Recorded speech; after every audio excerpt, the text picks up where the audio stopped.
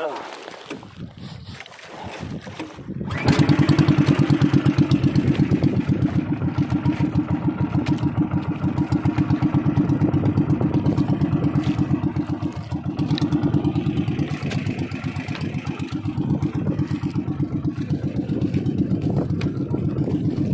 tayong Coron, Palawan. Doon natin sasalubungin.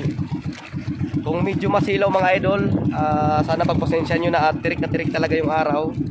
Dahil nasa gitna tayo ng laot. Ayan. So, sa ngayon mga idol, magdadahan-dahan na tayo para saktong oras ang ating pagtagpo, pagkikita, no, ng ating kausap.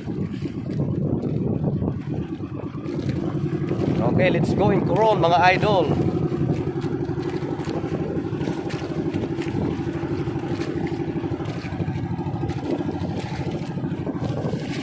Bago tayo makarating doon, matatanaw na natin sila.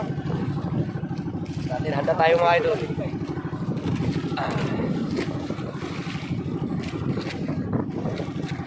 Maya mga idol, makikita naman natin sila mga idol bago tayo makarating. Matatanaw din naman natin. Kaya higpitan lang mga idol ang inyong mga sinturon at umanap na magandang pwesto para sa bakbakan mamaya mga idol.